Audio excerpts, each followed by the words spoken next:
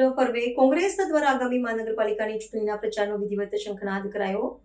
દ્વિચક્રીય વાહનો પર વિશેષ પ્રચાર પત્રક અભિયાન હાથ ધર્યું। ચૈત્ર સુદ આઠમ અને રામનવમીના પવિત્ર પર્વના શુભ અવસરે વડોદરા શહેર કોંગ્રેસ સમિતિ દ્વારા આગામી મહાનગરપાલિકાની ચૂંટણી માટેના પ્રચાર કાર્યનો વિધિવત પ્રારંભ કરવામાં આવ્યો છે।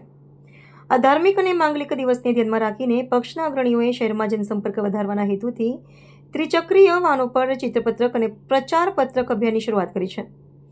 લોકશાહીના આ મહાપર્વમાં નાગરિકો સુધી પોતાનો સંદેશો પહોંચાડવા માટે પક્ષ દ્વારા આ માધ્યમની પસંદગી કરવામાં આવી છે।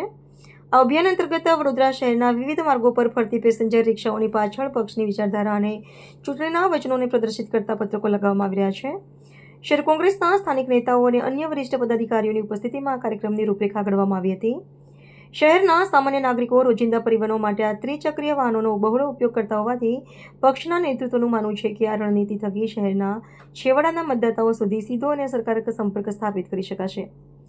આગામી દિવસોમાં કોંગ્રેસ દ્વારા સ્થાનિક વિસ્તાર સ્તરે નાની સભાઓ અને પદયાત્રાઓનું આયોજન કરીને પ્રચારની ગતિ વધુ તેજ કરવામાં આવશે તેવી જાહેરાત પણ કરવામાં આવી છે। સ્થાનિક રાજકીય નિરીક્ષકોના મતે આગામી ચૂંટણીમાં મજબૂત વિકલ્પો ઊભો કરવા માટે વિપક્ષ દ્વારા સમયસર શરૂ કરવામાં આવેલી આ તૈયારીઓ રાજકીય જંગને વધુ રસપ્રદ બનાવશે।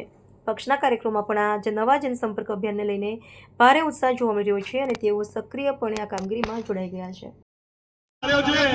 તો સમગ્ર શહેરના ભારતીય જનતા પાર્ટીના હોદ્દેદારોને આ માતાજીની સામે ચેલેન્જ કરું છું કે લોક દરબાર યોજો અને પ્રજાના કરેલા કામોનો જવાબ અહીંયા જાહેરમાં આપવા આજના દિવસે હું ચેલેન્જ ફેંકું છું વડોદરા શહેરની ભારતીય જનતા પાર્ટીના સમગ્ર નેતૃત્વને।